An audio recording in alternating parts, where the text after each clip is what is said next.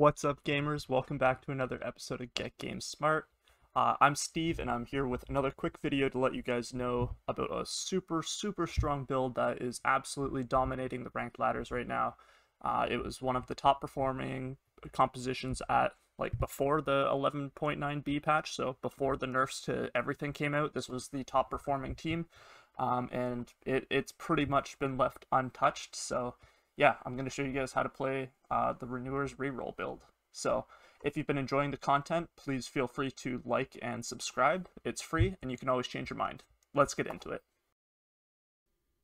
So this Coven Renewer Reroll build is actually the highest win rate build currently listed on Tactics Tools, with an average place rate of 3.8, which is absolutely insane, guys. Anything below like 4.5 to like anything below 4 is obviously averaging a positive movement, so 3.8 is really high, and the play rate is still pretty low, so it's relatively uncontested.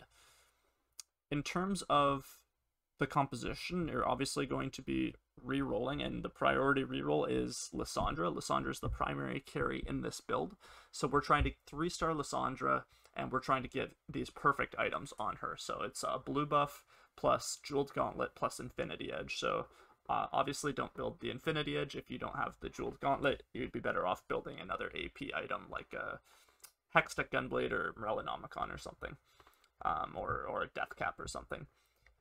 That being said, the priority is definitely to secure these 3 items with for Lissandra. So our carousel priority is obviously the Tears for the blue buff, followed by the crit glove and the needlessly large rod. In terms of other items for this composition, Morgana is the second unit that we should sort of be thinking about itemizing, and the GA is really nice for her, either the shadow or the normal kind. The idea there being that her ult interacts quite nicely, and that even if she dies, she will get the stun off.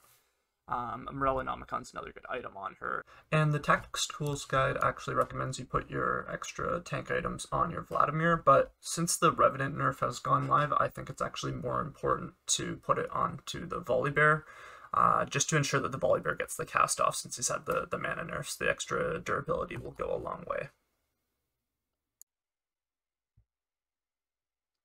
As far as when you should play this composition, like anything else, it's best when it's handed to you and you end up with a few early Lissandras or early Vladimirs, but honestly, this composition is so strong right now that you can force it pretty handily, and really the thing that's holding you back more than anything is whether it's contested, obviously, but also whether or not you can get the item. So here in the example video, I secured a early tier off of the first carousel, which is obviously great for this build, which goes with another early tier off of my first set of minions. So I get the early blue buff, so I obviously have some direction into this being a pretty good build for myself to consider.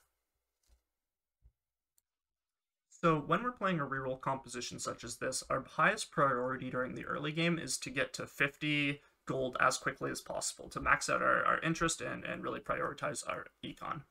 And the way we're going to do this is by playing a really lean board, not buying extra units, and also not leveling during the early game. Not leveling during the early game serves a second very important goal in playing a reroll composition, and that is ensuring that we have the best chance possible of seeing the 1-cost units that we're looking for. In this build, as I've alluded to, the Lissandra is the primary carry, and our biggest goal is to not leave level 5 before we have a 3-star Lissandra. If we have done that, we have diverged from the build and we are playing the build wrong. So yeah, definitely have to keep in mind what your level is while you're playing rerolls. The reason for this obviously comes down to the probability of seeing specific champions at certain levels. Obviously, it's going to be a lot easier to see our 1-cost units at level 5, so this is why we definitely want to hit our Lissandra before we level past 5. This is obviously going to put us at a fairly significant disadvantage during the early/mid game, where our opponents will be going up to level 6, for example, at 3-2 typically. But the reality is we're sort of expecting to loss streak during the early game.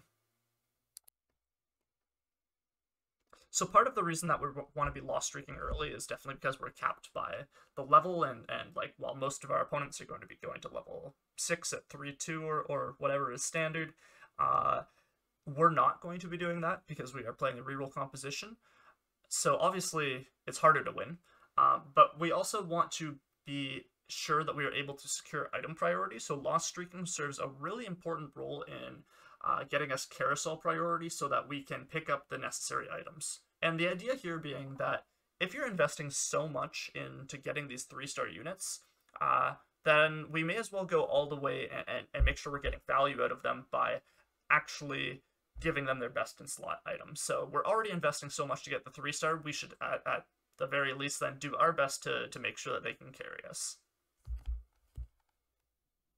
As far as positioning and what your board might look like when you're actually in the midst of your reroll, so you're at level 5 and you're looking for your level 3 Lysandra, your board in an ideal scenario might look something like this, where you've got the Coven in already, you've also activated the Nightbringer from the Vladimir and the Morgana. Vladimir is also obviously giving Renewer to Lysandra.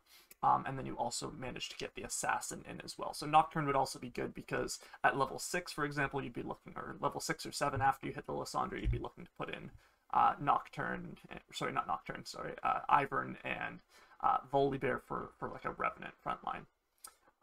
And when you're not quite as lucky, or more similar to what the example game actually played out as, you might have something that looks a little bit like this, where instead you've got like Gragas acting as like a frontline. Maybe you played a Gragas, Dawnbringer, Assassin, Brawler, Opener or something, but wanted to transition because you got a bunch of Lysandras or Vladimirs or something. Then your board might look a little something like this. Both of these are going to be fine because, like I said, you're probably going to be loss streaking anyways while you're getting your reroll online, but that's okay because at the end of the day, your board is going to look like something like this. So this would be like an ideal board at level 8. At level 9, for example, you might tag in, I would say a 3rd Mystic is probably the best. Maybe 3rd Revenant is also good.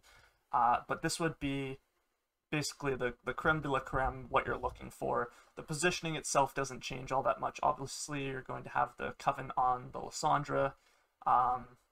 Yeah, this is what the build looks like, and this is what's going to get you guys a lot of freelo right now. So with all that out of the way, here is sort of the final few rounds where I am duking it out with this one guy who is playing a very, very strong Forgotten reroll. He's got a number of 3-stars, and yeah, I'm able to make a big play on my final roll down to hit the Kindred 2, the Heimer 2.